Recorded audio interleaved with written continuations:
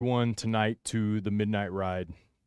This is a broadcast that I will say that I was hesitant to make and speak about because there's so many different things going on about the whole assassination and different footage being looked at. Seems like there's a lot of stuff going on that is unexplainable and weird. And so tonight I'm going to take this subject on, but a lot of you probably have no idea what I'm going to say about all this, but it's very sad for me to see that this happened. There's a lot of people out there that would say that Charlie Kirk is this or that, but either way, to see the kind of division that is taking place in the world over this thing was more than just an assassination. This is a symbol. This is a symbol and something. I believe it's a turning point, literally a turning point, no pun intended, for our country. So guys, stay tuned and we'll be right back. And I stood upon the sand of the sea and saw a beast rise up, rise up, rise up, rise up.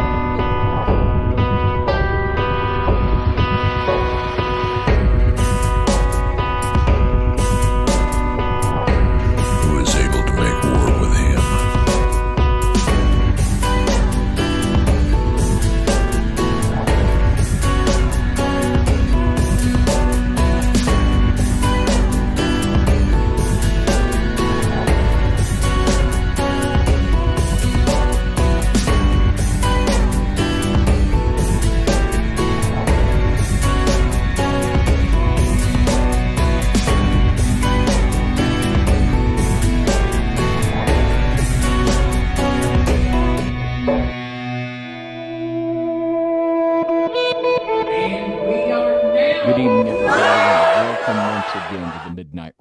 My great honor is always to be here with you in the NYSTV studios with John Pounders and all of you once again for the Midnight Ride.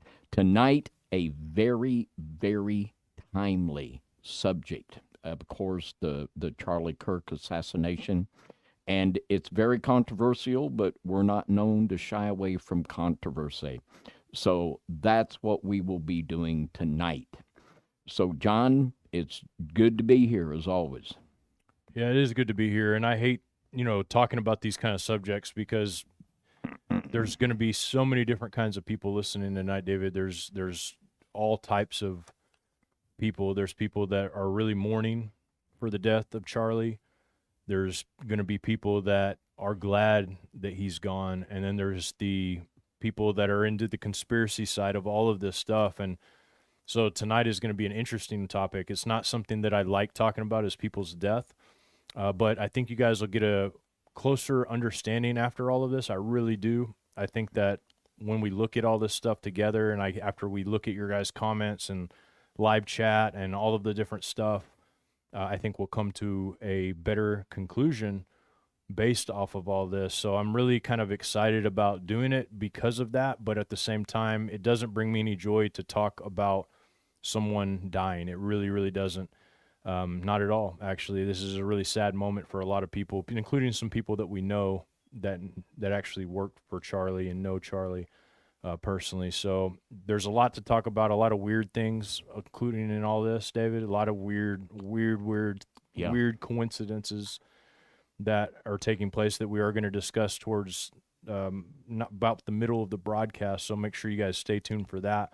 But before we get started, guys, I really would like to say thank you so much for all of you who view our channel, and hit subscribe if you're just now new to this channel. We talk about topics every week that are very interesting here on the Midnight Ride. One thing that I want to plug, and then I'll hand it over to David. I started a new channel called Pounders Quest. It's on YouTube, and I'm interviewing people, all kinds of people. People that are believers. Some people aren't believers. Some people are literally Freemasons. Like there's a guy that I'm interviewing that claims to be a 33rd degree Freemason, still in the Freemasons. There's a Skinwalker Ranch guy. I've interviewed other believers, and of course, I'm going to have friends and stuff like that on there. But the variety of the interviews is based off of trying to understand different topics. So it's not all about what the Midnight Ride's about, but it is very similar topics. So if you want to go do that, the link is in the description. Go over there and subscribe because I'm no longer going to be shadowing the videos from that channel over here to Now You See TV, so you won't see them here anymore. So if you want to go check them out, you're going to have to go over there, and please do subscribe. I really appreciate it. It is awesome to see you guys over there if it's something you enjoy. David, I know you guys got stuff going on over on FOJC. Let us know about it. Well, we're back to work, and tomorrow night at 7 p.m. Central on the FOJC Radio Underground Church channel, Brian Reese and I will be talking about the return of pre-flood violence and the Second American Civil War. It'll be another timely, cutting-edge broadcast, and we invite all of you to join us for that if you so choose. Absolutely. That'll be good, because I think tonight we're going to be touching on some of that here, because I think that this is actually what a lot of this represents. And so I'm going to go ahead and get started, guys. So this right here, obviously, is Charlie Kirk. And when I look at this picture, I see a young man. He's 31 years old. 31 years old. And I don't believe he's a fake or a clone or any of those things. I know people that know him, and I look at this man and I think there's a lot of bad things that people say about him. Some people say he's a Christian nationalist, which to the average ear, that doesn't sound like a bad thing. But when you look at it, through different perspective, it could be. And look, here's what I want to say about all of that, David. I think it's important not just to tell David and everybody else that I don't think there's anything wrong with a young man or a older man or any kind of man or woman that chooses to take their profession and make something godly out of it. And I don't know everything that Charlie Kirk said, but I've been paging through almost everything I could find of him for the last week. And I will say that if you can say honestly that this man didn't bring good into the world, then you're a liar. There's no way you can't. He championed for the unborn. Many young people in colleges, universities that have been almost demonized, brought to the Savior.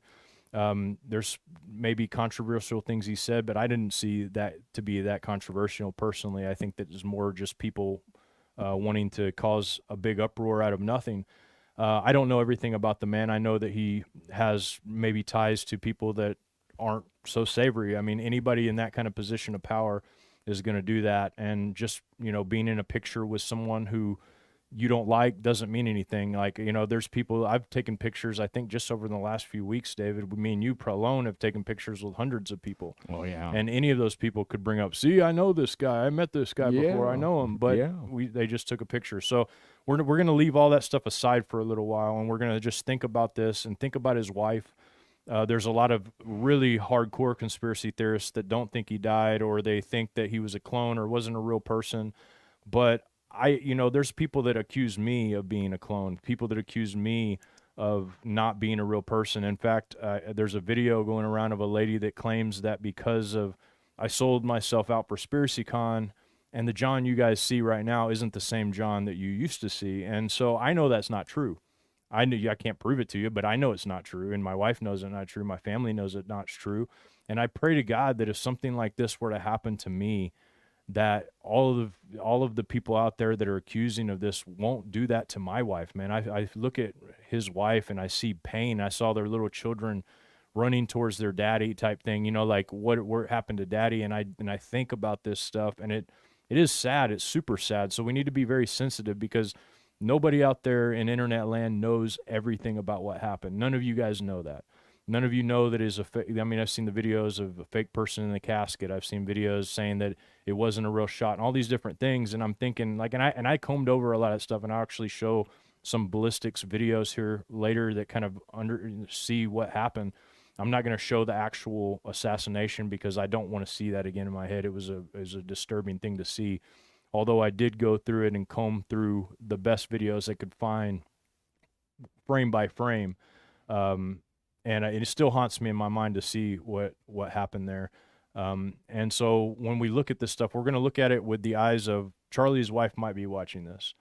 Charlie's children may watch this one day. We don't know. And we're going to think about it like that, because we're going to go under the assumption that Charlie was a loving father and a loving man, and he was somebody that stood for something, and he did stand for something. And I believe his assassination was also a message. That's why it was done in the open, because the man walks around freely in his neighborhood. He doesn't need security when he's walking around. they could have done it any time, but they did it in a public place. And so we're going to discuss that a little bit. And David, I'd love some back and forth from you. I would like any kind of, discussing this aspect of it. If you have anything you'd like to add to it, I'm sure it would be appreciated. Well, I believe that Charlie Kirk was really murdered. And I am definitely a conspiratorial thinker. But, you have to, when you have theories, they have to be grounded in fact. And you have to think about the hurt that it would cause. And just like you say, if his wife or children would ever watch this, saying things like that could really be hurtful. So you want to be careful. You want to be careful. We don't have a license from God just to make stuff up because we think it might be intellectually enticing. But certainly many, many things that Mr. Kirk championed are hardcore Christian values that we certainly could wholeheartedly get behind. The stance on abortion, the transgender issue, and so many things. So with that, we can certainly say that he did do a lot of good in that sense. Yeah. I mean, when I look at people that are really, and I know that there's the Sevens Mountains Mandate, that NAR, and all of the different people that are in that, but you got to look at it too. If God puts you in a situation where you are able to speak to the masses, that's the front lines is what that is. That's the front lines of war is what that is. Being on the front lines, being there face to face with people, and being willing to say whatever it is that you're willing to die for. And obviously Charlie Kirk was willing to die for that. And you can look at that however you want, but you look at Daniel in the scriptures. Daniel was right up there with the leaders of Babylon, right up there with Persia and all those different, you have Daniel, and you have Joseph, who God put in a position to where he was there to serve the kingdom, but yet he stayed true. And so people can do that. Not everybody who is a little bit famous or has a little bit of a name is a fake person. You guys have to understand that. And I really think that it's important that we don't dehumanize somebody unless we know for sure. And I can tell you that none of us know for sure unless we were in his house and know him really, really personally. So with that being said, I have a video that I'd like to play for you. I was speaking to Julian Stone. Many of you guys know who she is. Her husband works for Charlie and the family there for Turning Point. That's where she met her husband, is through there. So Julian Stone, they know the family. And so this is another reason that it's hard for me to get on board with the whole the guy's not real, it's all fake and all these different things, because there are people that know him, and you have to understand that this guy was a young man growing up and being very successful. At 31 years old, he's accomplished more than almost everybody listening into this broadcast right now at 31 years old. Well, and John, something too that I never had any direct contact with Mr. Kirk, but I have talked with two people just since he passed. I've talked with two people that told me he was a Sabbath keeper. He was. Yeah. There's a video of him actually talking about why the Sabbath is important to him and his family. So yeah, I mean, there's ties there. There's things that, we know that I can just see based off his fruit that something good was happening. Whether or not you can call it whatever, there are people that on these campuses that needed this kind of stuff. So we'll leave it at that, but I want to play this video. This is witness testimony. I asked Julian a few questions before she sent this video. I just sent her the questions because she was getting ready to go somewhere, and she wasn't able to make it tonight. So I asked her the questions ahead of time, and that's what I'm going to play for you guys. So here we go. I'm going to play it for David as well. Maybe. Here we go. Hey you guys, it's Jillian Stone. Thanks so much, John and David, for having me on the Midnight Ride tonight to talk about Charlie Kirk and all of this craziness that's going on in our world. My husband and I have had an indirect and direct relationship with Charlie over the years. My husband's being way closer to Charlie than I was. I started out in politics actually when I was around 18 years old, and I actually met Charlie when I was 19 and I was very active in Turning Point for a time for, the Turning Point faith. And also I ended up being a chapter president for a very short time when I was in college. Although the Lord, parted me from politics and told me that I needed to go in the direction that I am going in today, I do have a lot of respect for Charlie and for the legacy that he left for the youth today to follow after. He was a great role model. As far as my husband goes, he has worked for Charlie directly and indirectly in his companies for around 6 years. And actually, Charlie complimented a lot of the stuff that he does as far as music production on the side. And he was always so very kind to my husband, and in passing, he respected my husband's work for his company, and he worked very closely to Charlie's direct team. I do want to talk about some other questions that Jon laid out for me today. One of them was Charlie worried that this would happen? And I would say no.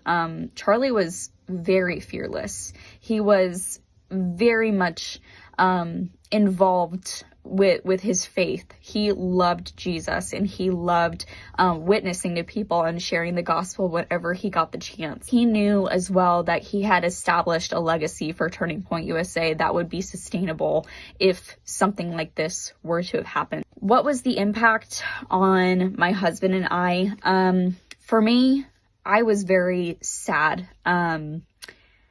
But I felt this overwhelming peace. I just knew that no matter what happened, the Lord has got this. As far as Matt goes, the way that he took it, he's going through it. He's very sad. And as a wife, you can only do so much to ease the pain that your husband feels. And so in this time, I'm just trying to be a helper and a listener to him. Matt's doing okay, though. We're doing okay. The Lord has been so good to us, and this movement and his job is not in jeopardy at all. It's going to continue, and I believe that it's going to continue to be very strong and very successful in leading the youth, not only to Jesus, but also towards a better lifestyle. My thoughts on people who are glad or rejoicing for Charlie Kirk's death, it really does say a lot about the overall state of this nation. The explicit in-person experience of seeing just how demonized my generation is. Gen X and millennials have raised some of the most violent people of all time. What I do know is that there is a serious mental health crisis, a serious demonization crisis in our nation that is literally taking hold of our youth. Jon asked me to talk about some of the conspiracies around Charlie Kirk's death. And I'll tell you one thing, I was really angry at people who claimed that Charlie was a hologram or it was AI.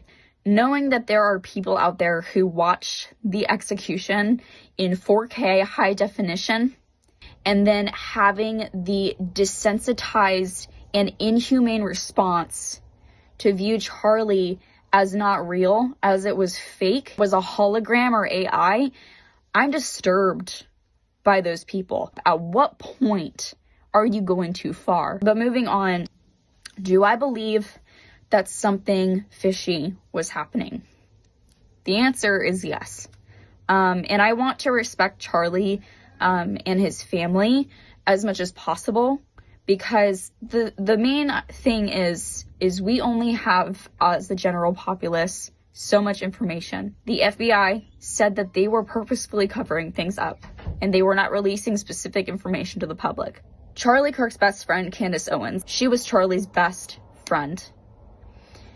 And she thinks that something fishy was going on. You can see it in her eyes. You can see it in her work. She is a loyal friend. And she is a truth seeker. And she wants justice. There are a lot of different a lot of different things here. A gunman, the gunman, is he really the gunman, or is he the sacrificial lamb? Why is it that his camera footage that was released by the FBI, why is it different? Why is his face different than the guy that they actually caught? Why is it that it took 33 hours before this shooter was turned in? Was this a government setup, or was this like in I love quoting Prison Break, the TV show Prison Break, and was this something like The Company? Is there a possible Israel connection? What about the private jet that was up in the air and turned off illegally its location radar for an hour? What I will say around all of these things, do I 100% believe them? I'm open to it. I really am open to it. We don't know. We really don't know right now. There's so much little information out there. But I will say this. If the Lord wills us to know, he will find a way to get us to know the truth. The Lord is a very trustworthy source on this. If he wants justice for Charlie, he will get justice for Charlie, whether he uses Candace or Michael Savage or Tucker Carlson or even the government itself. We have no idea. But if the Lord wants that truth out there, we may never know the truth. But if he does want that truth out there, he will let us know. And I think that this final question that John asked me to address was really great. And the question is, how will this affect the United States? I think that it'll affect us in one of two ways. One, it could have a negative effect, really negative effect. It could stir up the spirit of sloth, spiritual laziness, cause us to cower. It could cause further alienation of different political groups and people groups. It could stir up violence where we least expect it. People who profess Christ could start, doing things that aren't so Christ-like. Two, could go a completely different way. And I truly believe that this will happen based on what I've seen. I've seen atheists start reading the Bible for the first time since Charlie Kirk's assassination. I've seen people want to give their life to Christ. I've seen people want to change the way that they think about the world because of this event. So I see that a revival will happen. This could inspire more public witnessing for Jesus. I think that it could inspire more courage in this nation. I think that it could ignite a valiant spirit in us. And I really hope that does happen.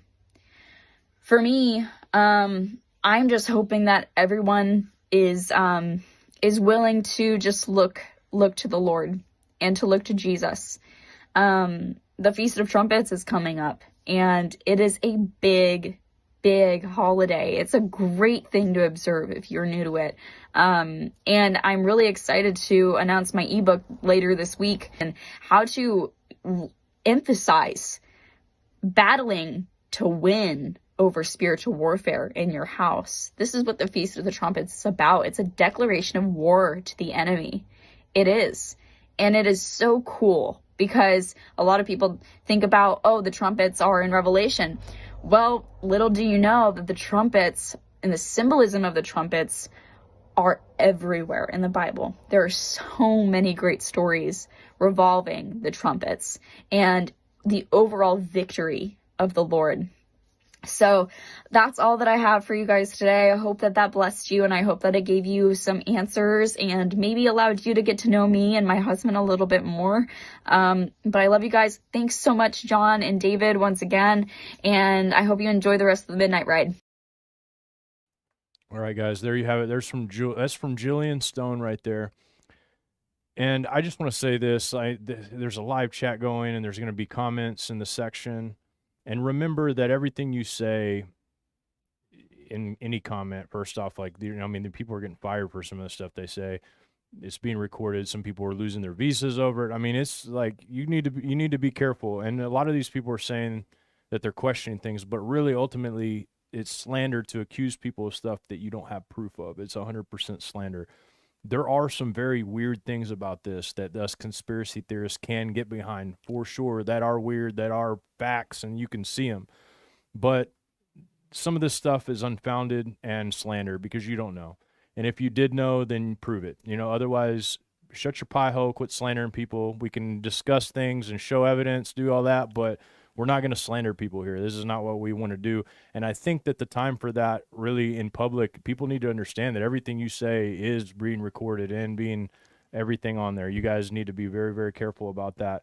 But what she said here that really resonated with me in all of this is what's coming after, and we'll talk more about that. But David, did you have anything you wanted to comment on after listening to Jillian's video here?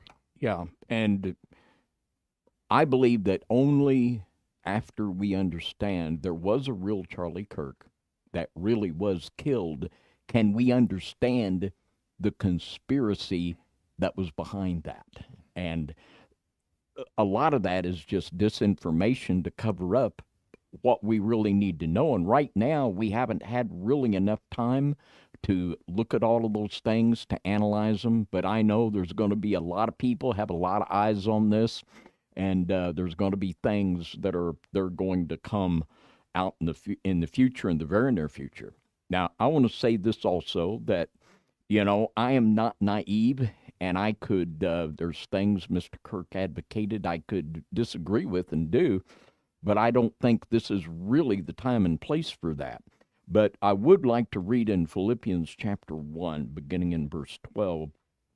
Paul said, "But I would you should understand, brethren, that the things which happened unto me have fallen out rather under the furtherance of the gospel, so that in my bonds in Christ are manifest in all the palace and in all other places.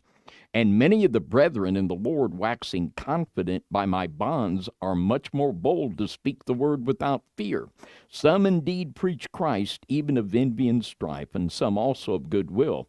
The one preach Christ of contention, not sincerely, supposing to add affliction to my bonds, but the other of love, knowing that I am set for the defense of the gospel.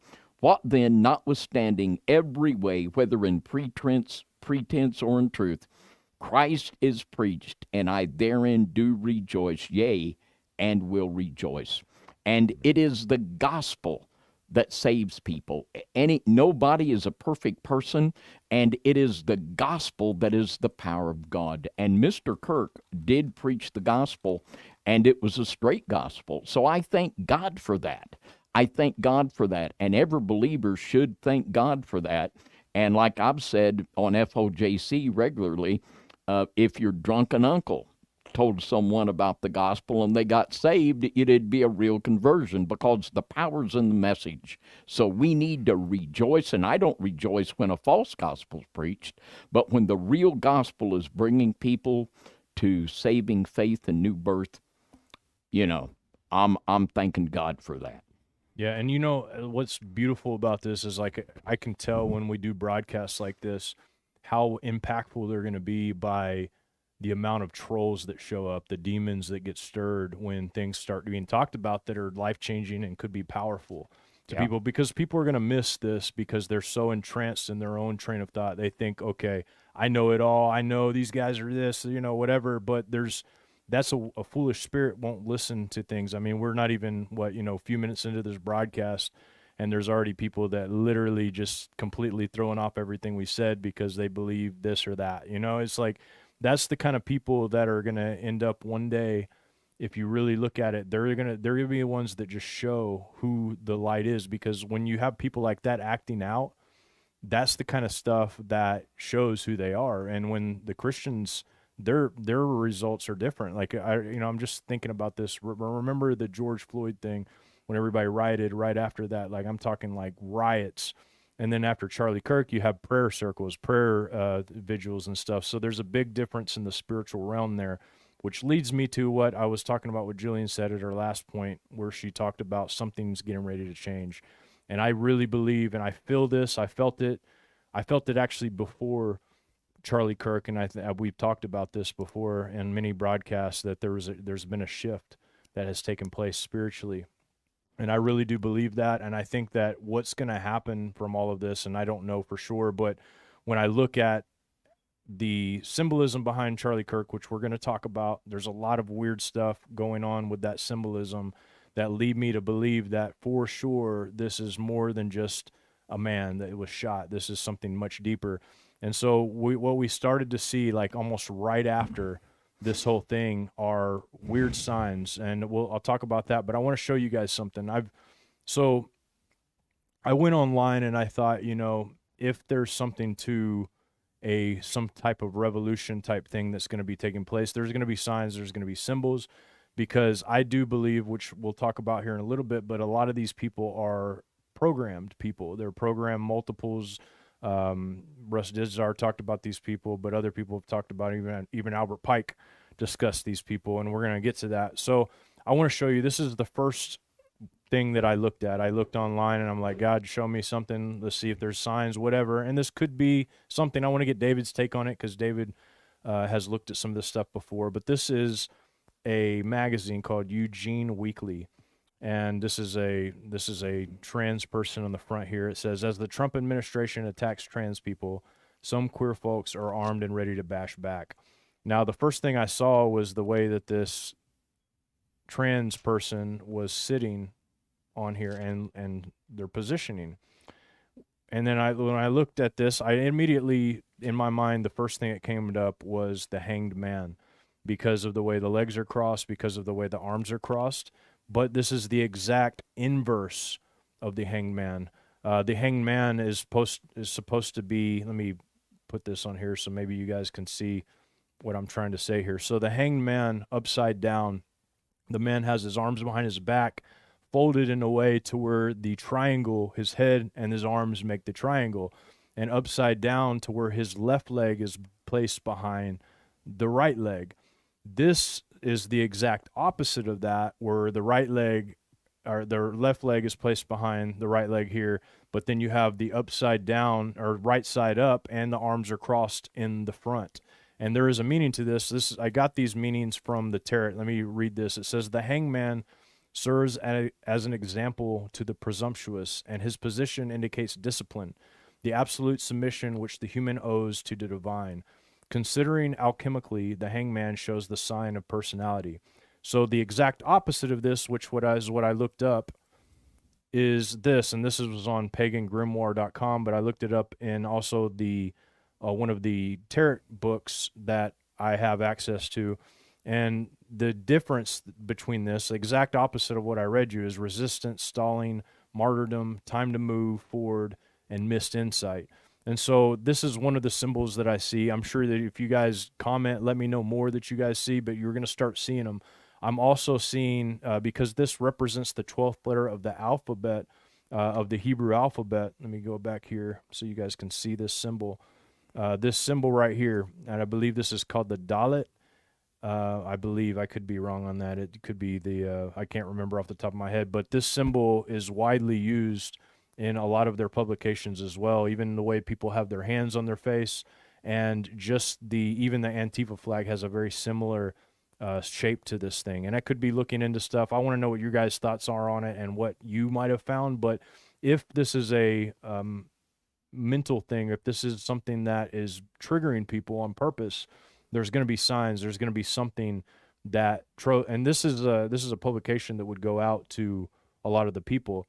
Interestingly, when Charlie Kirk was speaking, I don't think it's a coincidence either. He was saying, they were asking the question, how many trans shootings, mass shootings have there been? And he said, are we counting, he's like, how many have there been? And I don't remember exactly the wording. I should have probably wrote it down, but you guys can go back and hear it if you like. And as soon as he started talking about that was the moment that he was shot, was when that was talked about. Now we're learning that the supposed shooter, which I don't know that I believe he was the shooter or not, his partner or roommate was a trans person, and the trans person would not comment on whether or not being trans had anything to do with the attempt. And I saw that earlier today, about an hour ago, actually, before this broadcast, about how they might have felt about it. So there's definitely a connection there.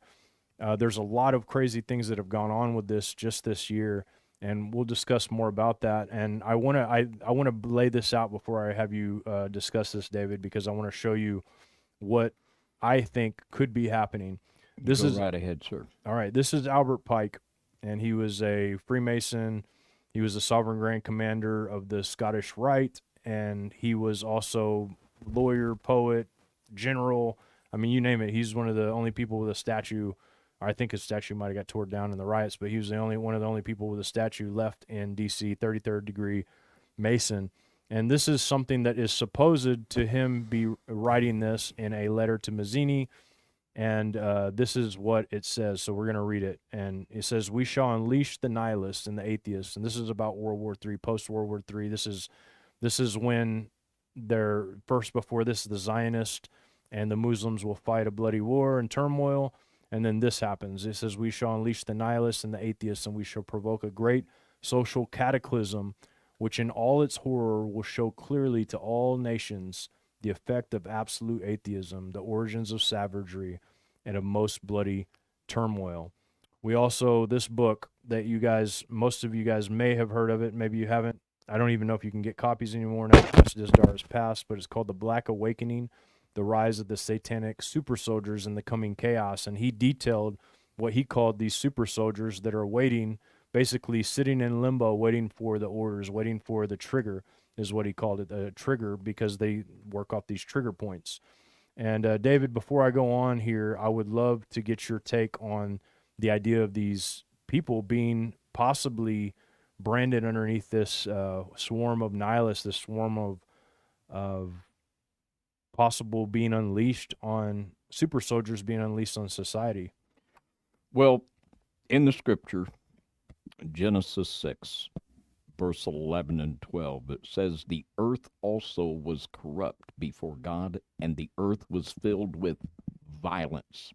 And God looked upon the earth, and behold, it was corrupt, for all flesh had corrupted his way upon the earth." And I'm getting into some, we're going to be talking about this a lot tomorrow night, but it's a biblical fact that genetic corruption breeds violence. And I was talking to a trans person who I believe was genuinely born again and was telling about the extreme amount of hormones that they have to be injected with. And this, you talk about roid rage. There's a tremendous capacity to burst into a rage and lose control just because of the tremendous hormonal change that they undergo. And I mean, we have a documented track record of the trans individuals involved in these shootings. Nashville, Minnesota. I mean, there's a track record here. And these people are being manipulated. They're being manipulated, they're being jacked up, and they're being funded by people. And they are going to be, they're kind of the Oswalds of this whole thing. There are people that are wanting to use these individuals for their own ends. And therein, I believe, we're going to see the conspiracy that's going to unfold. Now, what I believe is going to change, what we've seen here in America is the left are bullies. You know, we've seen, they'll keep the white people away from the voting booths by intimidating them and stuff like this. And they'll run up and intimidate people in public. Well, I think now the right is going to start speaking up. And this is, and they got a right to speak up, but this is inevitably going to cause conflict. Mm-hmm. And the rhetoric, I saw Mullah Umar and her rant on Charlie Kirk. My goodness, it's scary. And there was a montage that someone put together of young people, I mean college kids, saying, rejoicing in the death and just rejoicing on it. And not just one or two, but gobs. And I guess that TikTok is full of this. And I tell you what, the left isn't going to go away. They're there for their ideology. And the clash that's coming is inevitable. It's inevitable. Yeah, I agree with you there. There's going to be, I feel like a dual, maybe triple kind of revival, which is weird. And when I say revival, it's not always a good revival, but I think that we're going to see the dark side really rear its ugly head, because if their marching orders are now, I mean, on a post I made, David, on Facebook, there were people commenting on there, things that I can't believe that they said. but like they're saying the revolution is going to be televised, and you know, screw Charlie Kirk and all these different things. Yeah. Like he deserved to be dead. Like these are things going around right now. So you have this type of people that feel confident in champion people's death, which is absurdly evil in my opinion. And then you have the people who are going to be, like you said, the opposite, who are going to fight back, right? They're not gonna be taken anymore. I think Elon Musk, and I heard some priest even saying that the time for tolerance is over. So the time Yeah. for tolerance, they're done with it, right? And we'll see if that actually happens. I feel like a lot of horrible things have happened in the past few days, but you're going to see both of those. And then, like David's saying, there's been young college-age students that are just completely shifting their faith towards Christ, looking it up for the first time. So there's his death brought about a lot of good things, but as well as a lot of bad things. And hold your horses, people in the chat. We're going to talk about the 33s, but I want you to remember that 33 isn't always a bad number just because the Masons have it for their degrees. Jesus used it first, okay? So we'll talk about that in a minute, but we're going to discuss why the 33s are everywhere, because like I said before, I'm going to say it again, this was a public response. This is something that you need to know, and we're going to talk about it. A lot of people that are listening, they're never going to know because they're just going to close their ears off. They don't care. They think it's all fake, but whether you think it's fake or not, the message is real. It doesn't matter if it's a movie. It could be a movie in front of your face that you're supposed to believe is real. The message is still real, people. It doesn't matter if the people are real and all the scene. It doesn't matter. The message is real. And that's what I think is important to understand. David, did you have something else you wanted to add? No, John, you go right ahead. Okay, so we've been seeing this over the past, here, I'm going to bring this up for you guys here. So we've been seeing things like this over the past few days. I'm not going to play the video because I think it's horrible to watch. There's a lot of weird things about, you know, this girl. Some people say it's not the same girl that they're talking about, whatever, or blood flow doesn't work like that. But I watched the video. I didn't watch the whole thing because I was like, man, you know, this is great. I feel like I've seen so many people die in the last few days because of X and because of social media that I really don't want to be desensitized to seeing it happen.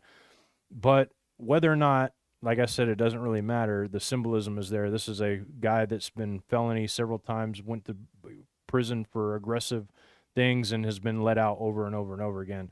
He murders some little Ukrainian girl, and blood's all over the place. None of these people do anything in the subway. In fact, the lady there with her bag clenched, she just takes her bag and walks off. This girl's bleeding out on the floor. This guy right here in the gray sees the knife in the guy's hand. He's looking right at it and sees what's happening. The guy in the back does nothing as well. And this is the state of the world we're in. And no matter where you're at, I don't care if you're on a bus or whatever. I was in, and Visual Servants was there, and he can describe what happened too.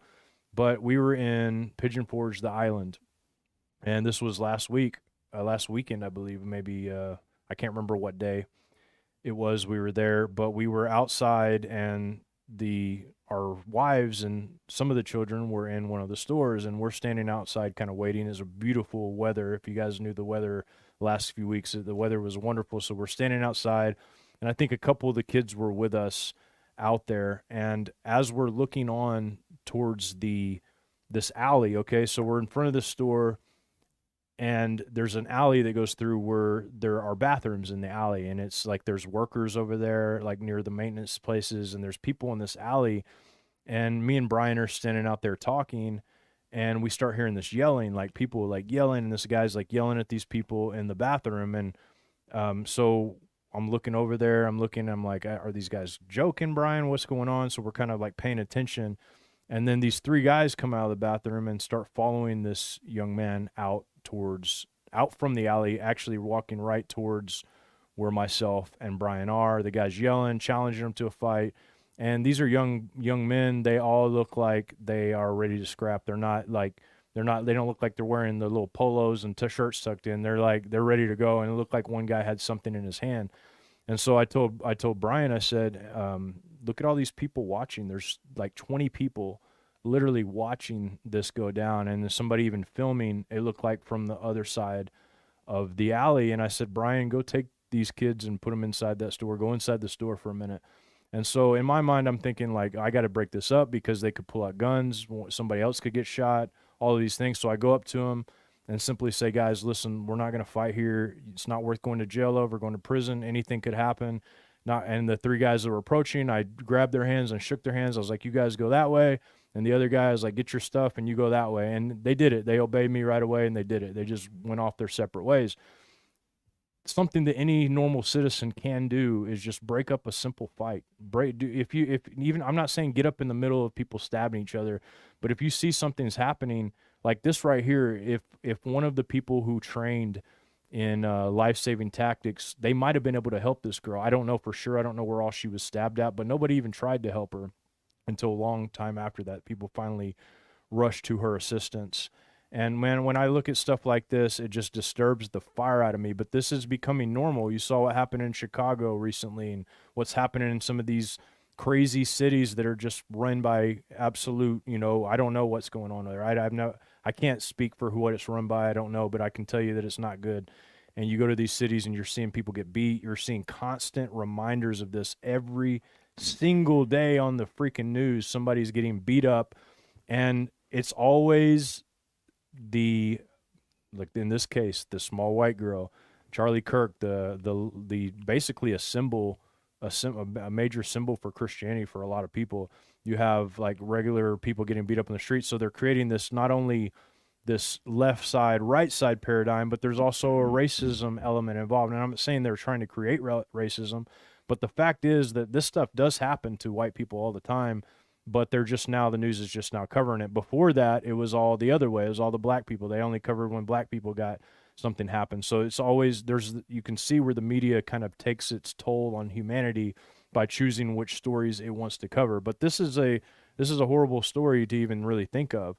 On top of that, you have these people right here like that are celebrating the death of Charlie Kirk. This guy's a human sciences guy, and I think he ended up getting fired for it. But then there's all of these people. I just recorded videos, and you have this crazy lunatic here in this video that literally is laughing and cheering for the death of this. And like he came back. They found out who he was, by the way, and that he came back and they found out, and he was like scared for his life because of what he did, like because people were threatening him.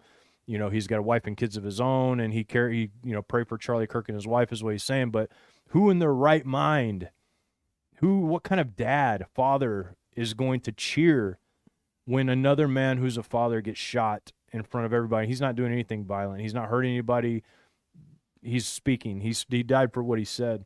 But this man chose to cheer when everybody else was down on their heads, hoping not to catch a stray bullet.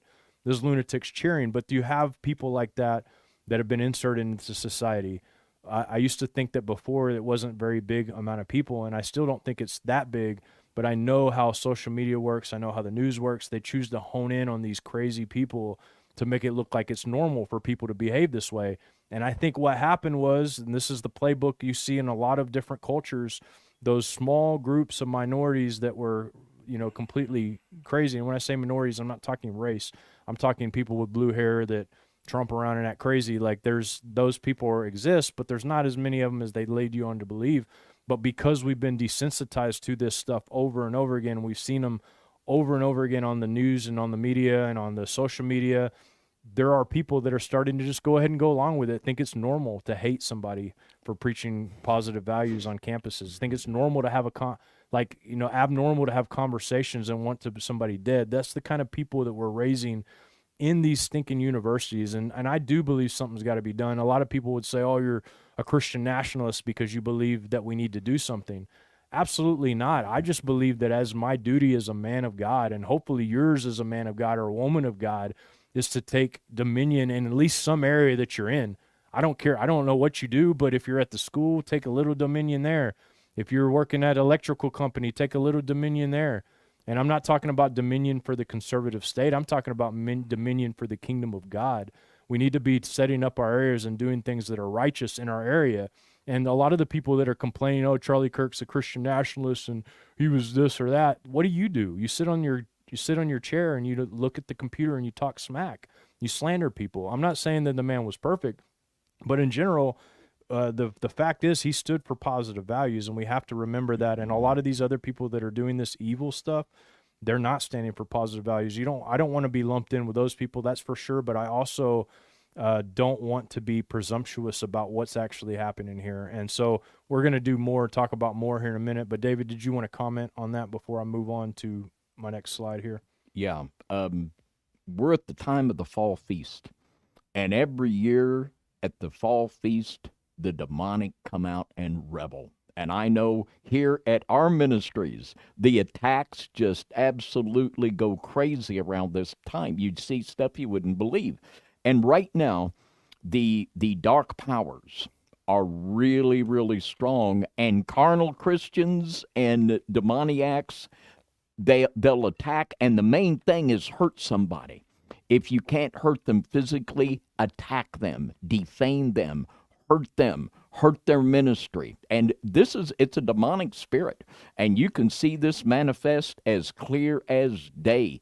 And we've been watching this, and you see it every year at the time of the Feast of Tabernacles. And we really need to watch and pray, because it ain't over. Mm-hmm. We're still going to see a lot of this. And it's nothing that God is surprised about. You know, he's bigger than all of that, but we are going to have to take it serious and pray, and we're going to be fine. I agree, and I think people really need to realize that, look, Charlie Kirk is one man, but we should all be doing something in our arena. We really do need to do that. I think that it's important that instead of just criticizing everybody, that we need to be in our arena doing something. With that being said, it's time to get to the weird part, guys. It's time to get to the part that makes you go, interesting. So a lot of you have waited patiently for this part, and I do, but like I said, we're going to handle it with grace, but we're going to show some things that are very strange that lead me to believe that there's a lot we're not being told about this whole thing. So here we go. The first very strange thing to me is the etymology of the name Charlie Kirk. This tells me a lot right here. Etymology is like one of the key foundations of the Bible. The people's names mean something. What happens when they get named something different means something, and what happens when they die is named something. You know, there's names mean something here. And this is the etymology of Charlie Kirk. Charlie, familiar form of Charles, masculine proper name from French Charles, from medieval Latin careless, from Middle High German Karl, literally man, husband, or free man. Kirk, church, circa 1200, surviving as a Northern England and Scottish dialect word from a Scandinavian source such as Old Norse kirkja, church, hence Kirkland, churchland. Church goes back to ecclesia, authority, power. So this guy's name literally meant free man or man of the church, man church, the man of the ecclesia. And this dude was assassinated at 31 years old in front of everybody in the world. And you can say, oh, you know, etymologies don't mean anything. They do mean something. Whether they set that up to happen or not, people don't get it. People don't get it, David. They're like, well, they set these things up. They don't set them up. God sets them up. Yeah. Everything's ordained by God. Even when you find gematria and things that happen, it's not a coincidence. It's not there's some mathematician over there in the corner. Oh, if we assassinate Charlie Kirk on this day, then this will happen, and it's 88 days after this. That's not the way it goes. Forgive my nerd and my little mathematician, because I'm a math guy too, and I don't talk like that. But anyways, they're sitting there doing their math. Nobody's doing that. This is ordained. Like everything that we have is ordained by God to happen. This is a sign that something big is taking place. And when we see a man whose name represents Freeman Church, the Freeman Church that is literally assassinated in front of the entire world, it causes a wave that just completely changes. I mean, in my opinion, things have changed. Things are going to change. You're going to see that things have changed. David, I got more, but what do you think about that? Well, something that we've talked about, and I've talked about this for years, is the coming persecution of Christians. And something that would symbolize that, you know, the man of the church being killed. There is so much anti-Christian rhetoric. And it's just direct talk from a lot of these groups, from your trans groups and your Antifa groups. It's not veiled at all. And this is what's coming, and this and a lot more. Agreed. Before I play this video, I got my slides a little out of order, so bear with me for just a second. I'm actually going to And that's an issue too, because what I can tell you playing this video, is but I'm that actually this gonna is move it. I'm sorry, my guys. For some reason, either a picture. I have a habit of mixing my slides around. I'm not as organized as what you guys might think, and if you think I'm organized at all, you're wrong. So here we go. So this is more weird stuff. Okay, so here's a picture on this far left. This is 47, 47, 47. So all those together equal 33. I'll do the math real quick. 4 times 3 is 12. 2 plus 1 is 3. 7 times 3 is 21. 2 plus 1 is 3. 33. You hear them announcing 33-hour timeline of catching the suspect, 33-hour manhunt. Charlie Kirk's name, guys, is 33. Okay, look at this. Charlie Kirk's age was 31, a numerical of shot dead. Name Kirk, total 64. This is with other kinds of gematria. And the standard simple gematria, if you just take a C and you go A, B, C, and then you go with the H, you go, all that. I did the math myself. I looked and did it 5 times just to make sure I was right. 33 is the name. So 33 is what his name equals. Now, a lot of people, when they hear 33, they think of Freemasons. I don't think of Freemasons when I hear 33. I think of literally it being encoded in every part of our lives, including our 33 vertebrae. Jesus died at 33. I mean, there's so many correlations to 33 that the Masons, of course, took that number and used it. They use everything that makes sense as their numbers. But does that mean he was a Freemason? It doesn't. And even if he was, does that mean that he knew everything about it? And he, probably not. Most people that are in Freemasons have no idea what they're involved in. They really don't. And was he one? No proof of that. I've never seen any proof. I looked at records. That would be something that the Freemasons would be right now saying, Charlie Kirk was one of our guys. He was a great guy. That's what they'd be saying if he were a Freemason openly. Was he a part of a different secret society that's more secret? I don't know. Are all those secret societies bad? That I don't know either. A lot of people will say they are, but I don't know. I'm not going to sit and slander things I don't understand. But the point is, 33 in general could represent the death of Messiah. 33. That's when he died, was at 33 years old. And so is it a coincidence it took 33 hours to find it? Did they put that there on purpose? Maybe. Maybe not. But, I mean, that would seem like an easy one to plant. It's hard to plant somebody's name being 33 right away, if they're born that way. But 33, like I said before, a lot of people really take 33 to mean something evil, but the enemy always twists things into evil.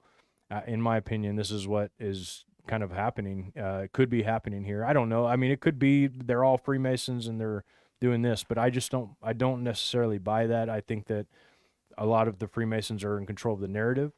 There's some very weird things about this whole thing, very strange that that I don't quite understand and probably won't understand. And I'll give you insight into what I'm talking about.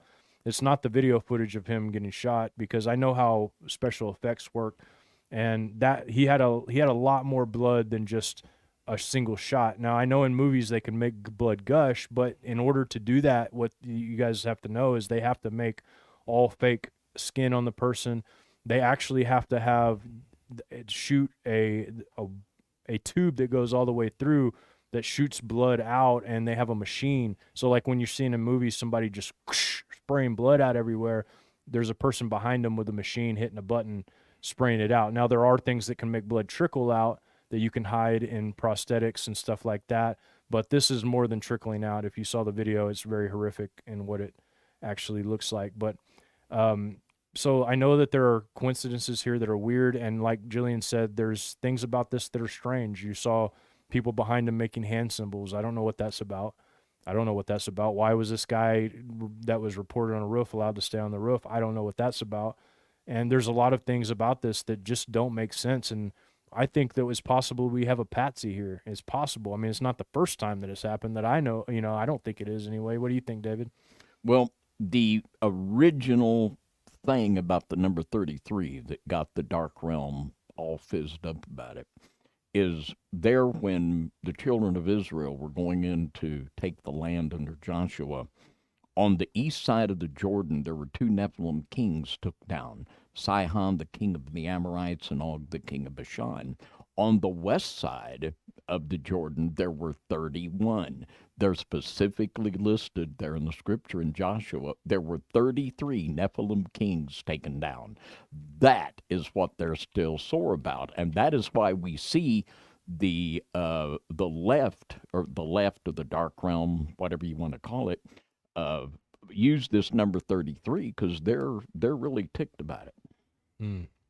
Yeah, I agree. And when I talk about 33, David, a lot of people, I want to get your take on this because a lot of people are going to be like, well, John's doesn't know what he's talking about. Maybe not. I maybe not know what I'm talking about, but I do know that 33 is a biblical number as well. So like we can't automatically put it as a Freemasonic number just because they use it. Am I right in saying that? Yeah, I wouldn't dispute that. And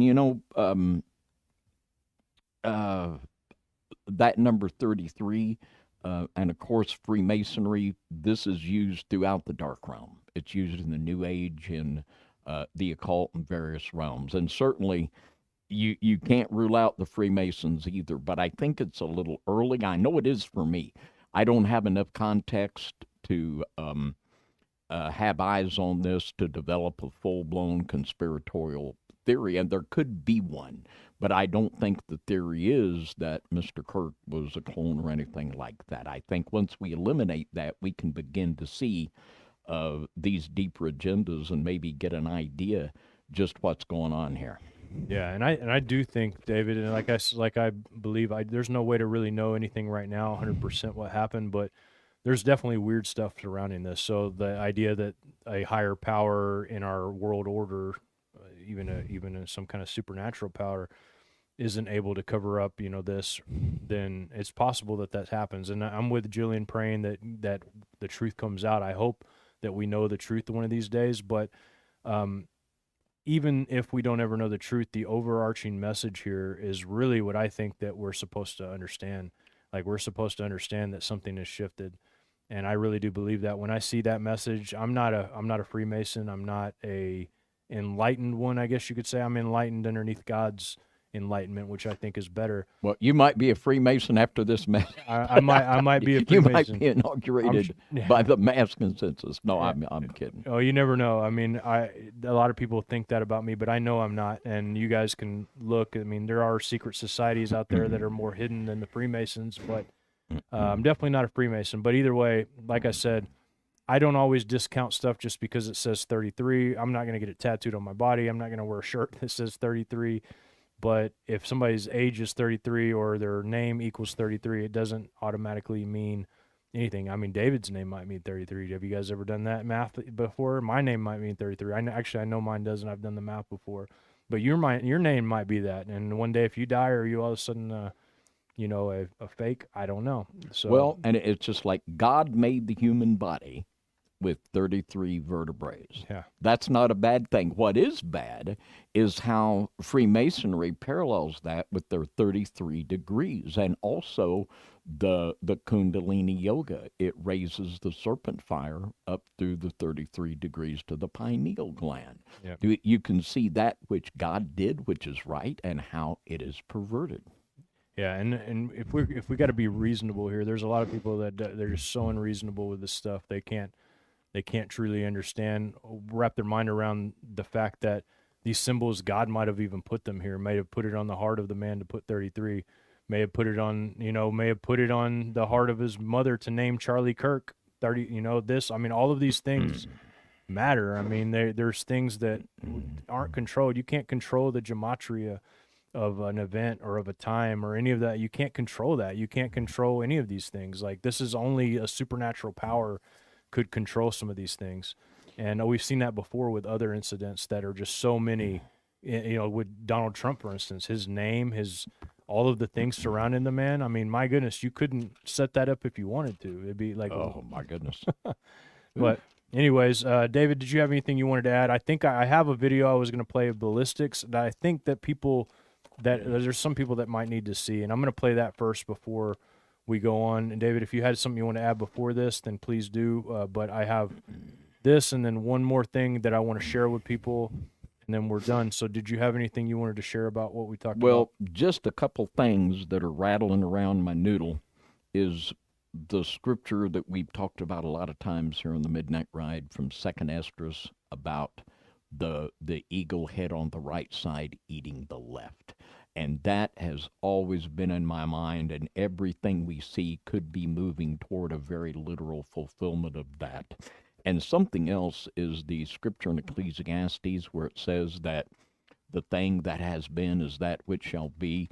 And this kind of has a JFK feel to it.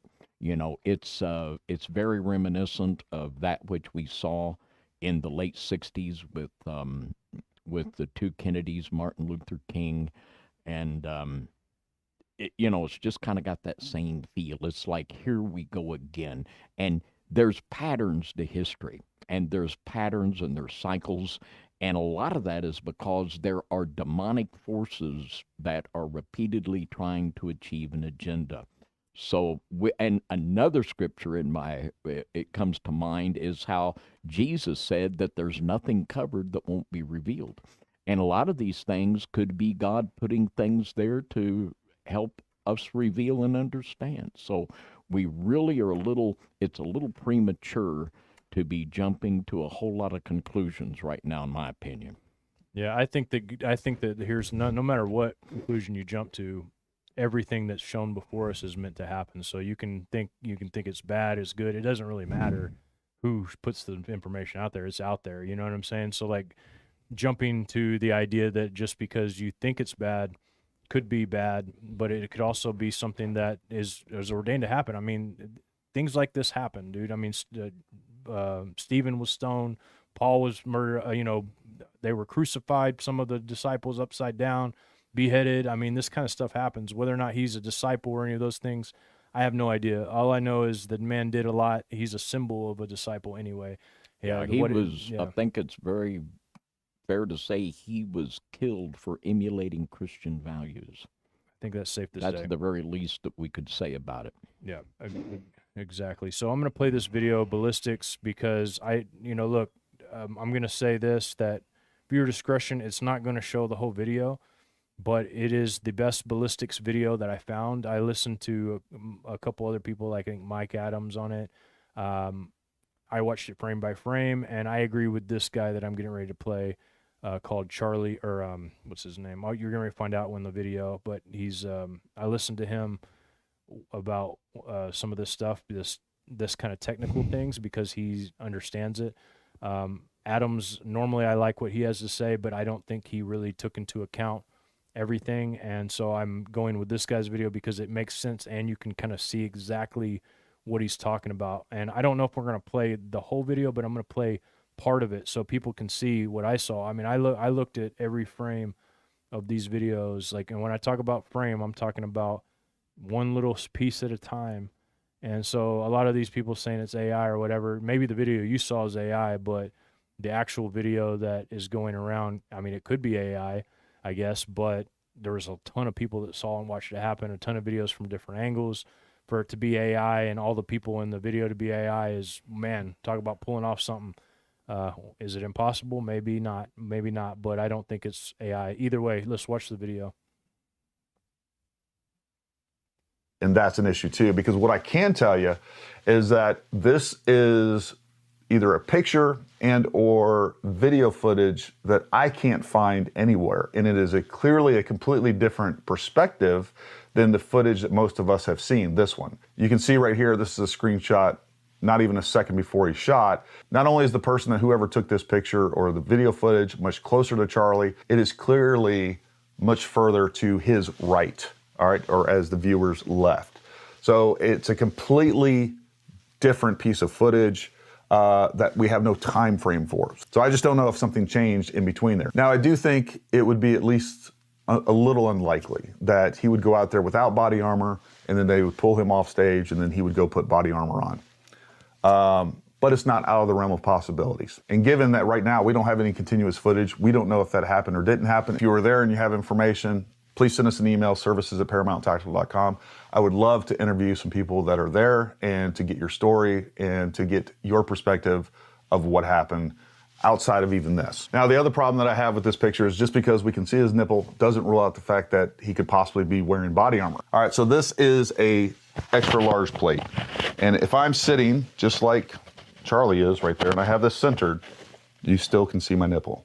So that doesn't completely rule it out. And I also want you to notice that it does look like there's a little bit of a contouring effect going on. I would almost bet, regardless of whether or not he's wearing body armor or not, that he has some sort of thin compression shirt underneath his main t-shirt.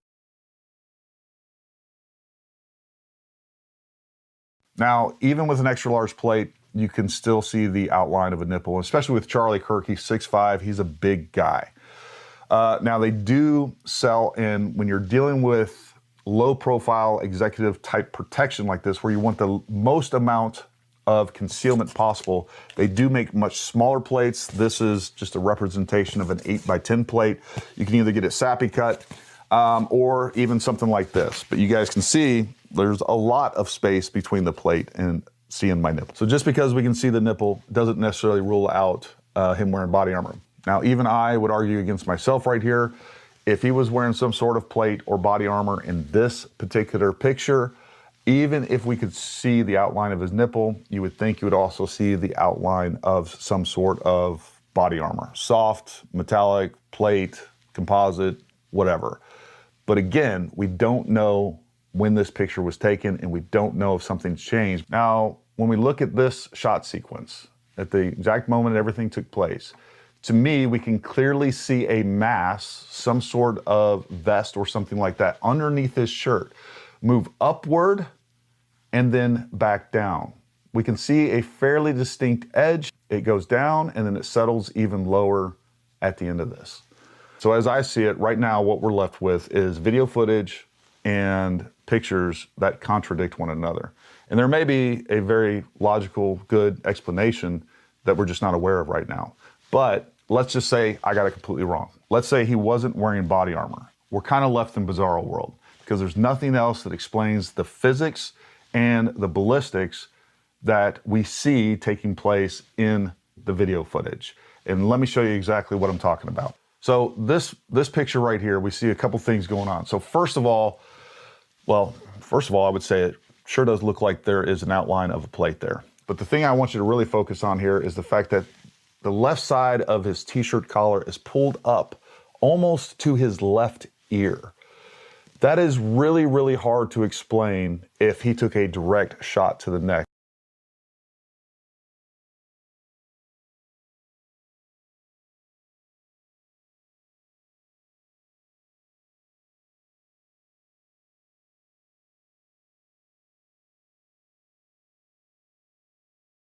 Now, I've heard a lot of people try to explain this away as saying, hey, it was a direct hit. And what we see here is just this is caused by an air turbulence or a vacuum effect of this .30 caliber round with a direct hit to the neck. Folks, that's just nonsense. A projectile flying through the air, even a .30 cal projectile, which is fairly large, doesn't displace enough air to create some sort of vacuum effect or air turbulence that would even come close to explaining what we're seeing right here. But you don't have to take my word for it. Let's check out this video from High Speed Ballistics. It's a really cool video. You should watch the whole thing, but this is them exploring the myth that a 50 cal creates so much of a vacuum effect that it doesn't even have to hit you to kill you. We are within a bullet's diameter of that flower. The tiniest wrinkle from the bullet shockwave in the tissue. It did something. It did something.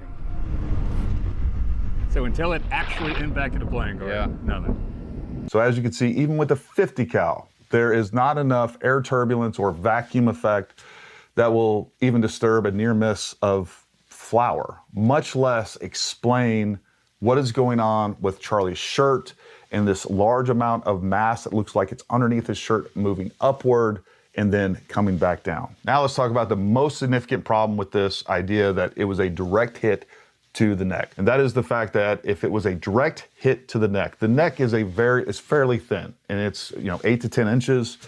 It is not super dense. And even if that projectile hit his vertebrae, we would 100, it's a 30-06. Any rifle caliber, doesn't matter even if it hits his vertebrae, we would see an exit wound, and there is no evidence. And folks, the exit wound would be significantly larger than the entrance wound. We would see just as much profuse bleeding from the exit wound as we saw from the entrance wound. That doesn't exist. To me, that alone forces us to come up with some additional reasons as to what's going on with that projectile. And the only thing that makes sense is that whether it was a body armor, whether it was, I don't know, doesn't matter. That is that we have some sort of deflection that takes that projectile straight from this way up to that way. And I told you guys in the last video, if you look at, and I'm not even going to show it, like that entrance wound is much larger than it should be. The neck has a lot of elastic tissue. Typically what we'd see in an entrance wound is a very, very small wound. And probably, given the frame rate that we're looking at in the slow motion, we probably would, if it was a direct hit, we probably wouldn't even see an entrance wound at all in the video. But it opens up very large, very quick, and of course we have extremely profuse bleeding coming from his neck. But I do believe the reason that we have such a large entrance wound. All right, guys, I'm gonna go ahead and shut that there. But this guy, I've watched so many different ballistics videos, and if you haven't watched them, then you should, if you really want to know, because there's a lot of people that are saying stuff and they really don't have any idea. And a lot of people saw an AI video that's been going around. I saw that AI video too. When I looked at it, I was like, what the heck is going on? It even had like the black dot moving around on his chest, so it was like clearly AI. His ring does switch fingers, which I did see that, but he has a hinged ring. I saw videos of him before this where he's literally moving his finger from a ring from finger to finger, which could account for what people are seeing there. I don't really know. But all I can say is this, like, ballistically, this makes the most sense to me. I watched different videos. Otherwise, it doesn't make any sense because, as he was saying, I don't know if you guys heard that part, but a 30-06, I don't know if you ever shot a 30-06. All my deer hunters out there, raise your hand. You shoot a 30-06, it ain't going to ricochet off a collarbone. It ain't going to ricochet off of a neck bone. It's going to go right through and be done, especially at only 200 yards. So that's where I'm at on the whole thing. There's other things. David, do you have anything you want to add to this part of it? I got one more after this. And well, no, go right ahead, John.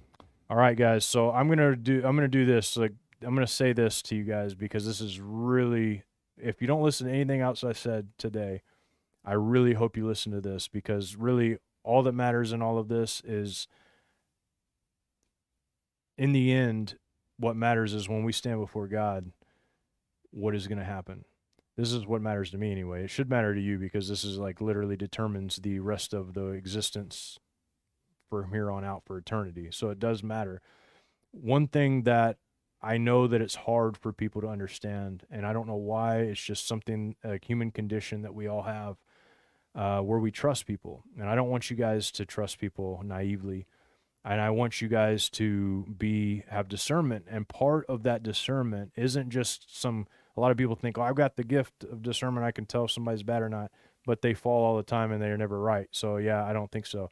The truth is, discernment happens over time. It's something that you learn by dealing with people, and over time you learn this discernment. But the Bible tells us very clearly, how can we tell who's real and who's fake? And I think that right now is important more than ever, because friends will betray you. People who do not truly have Christ, that claim to have Christ, do not, and they will betray you. I promise you this. I can tell you from a personal experience that the people that behave the holiest, dress the holiest, and pretend like everybody else is doing something bad, they always got something to say about something somebody else is doing, they are the ones you have to watch out for. Red flag city. These people think they're righteous, but they have no idea what righteousness is. When in the Bible, there's a parable where a man goes into the temple and he's saying, oh, thank God I'm not like all these other sinners. Thank you for not making me like all these other sinners. And then there's the other man that doesn't even go up to the temple. He's got his head hung. He can't even look up to God because he knows he's a sinner. And Jesus said that man's justified, not that cocky, arrogant fool that thought he knew everything, that thought he was holy, thought he was righteous. Because anybody that has any wisdom at all, once they're a believer, knows that they're not righteous. I know it. I'm not. There's nobody I can tell you that man's a righteous man 100%. There's nobody I can tell you that about, except for Jesus. There was only one who was righteous from the gate till the end. Almost everybody else has their flesh still, that to this day to contend with. I don't care how many years you've been a believer. There's things in your head that go on in your head that nobody else knows about maybe than you.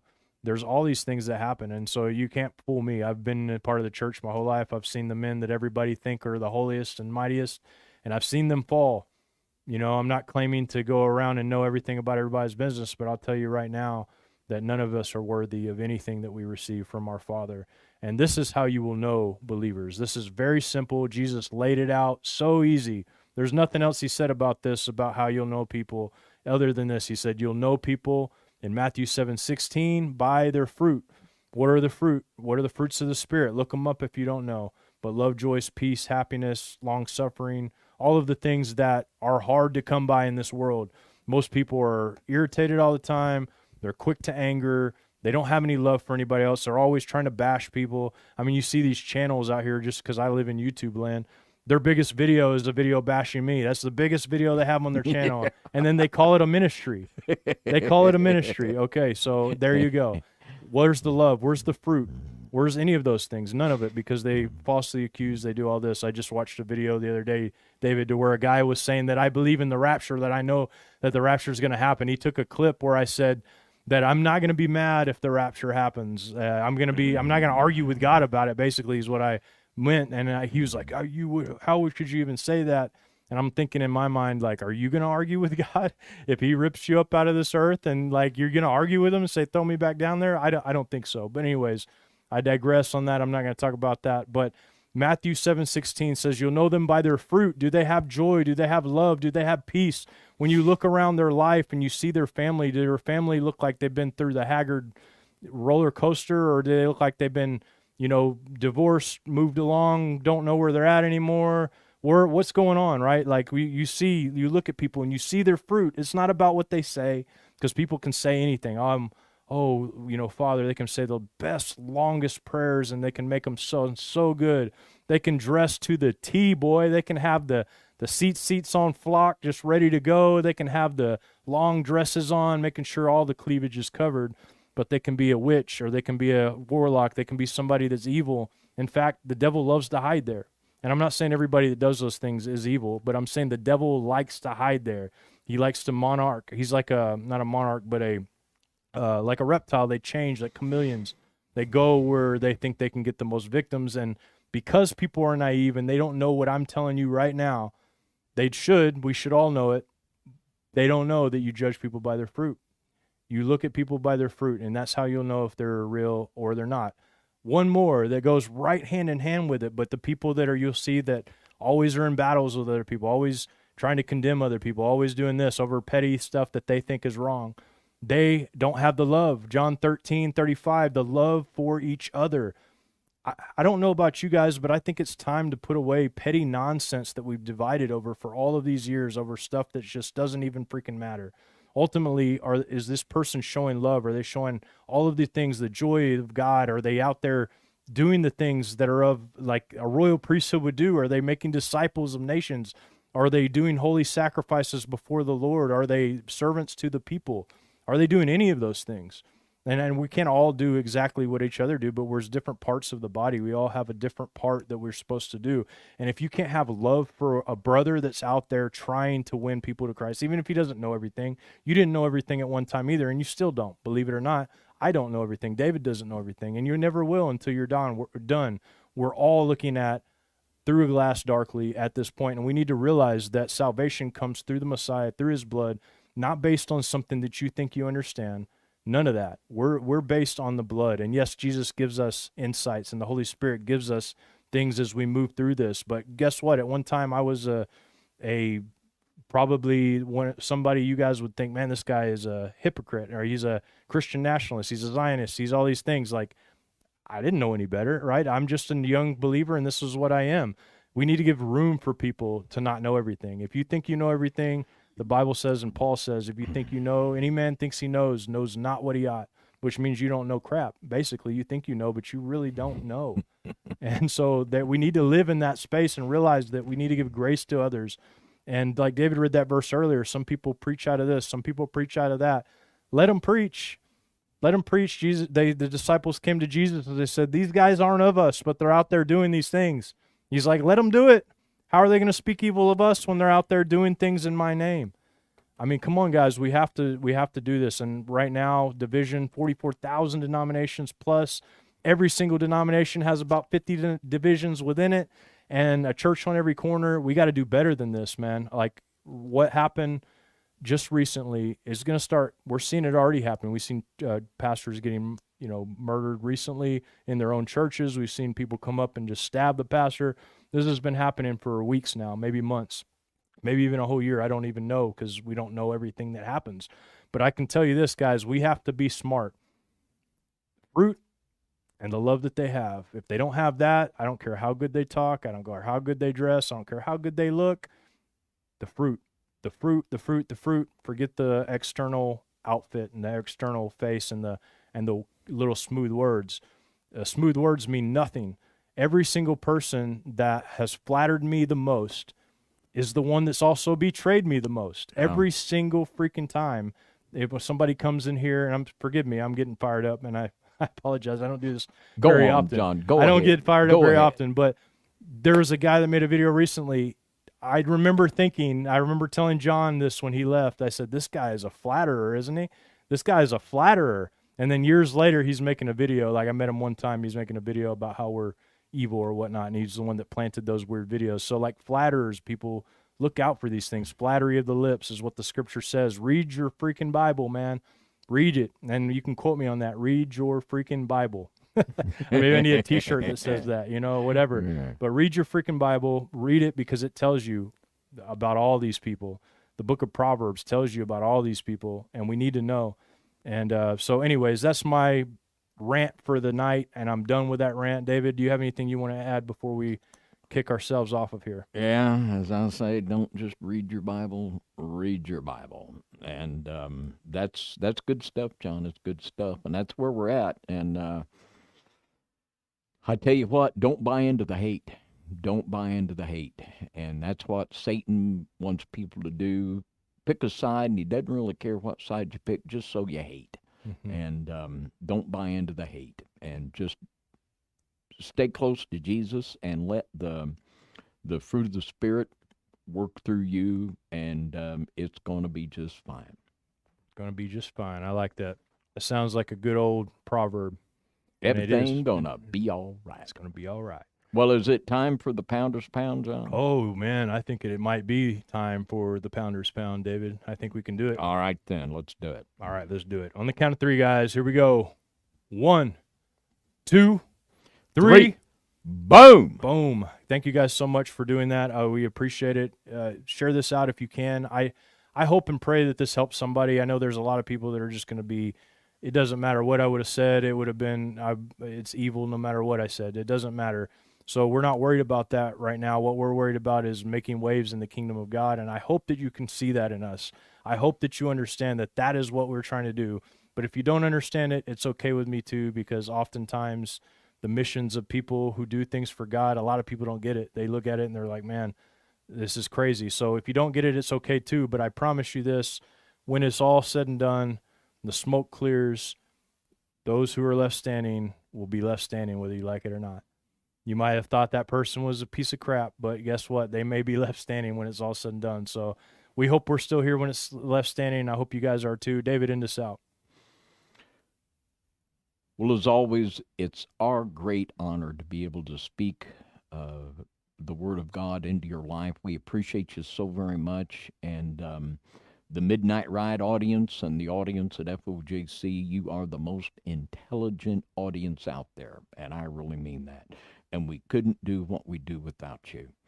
And with that, until next Saturday night, 10 p.m. Central, a big high five and good night, everybody, from the Midnight Ride. And I stood upon the sand of the sea and saw a beast. Rise up, rise up, rise up, rise up.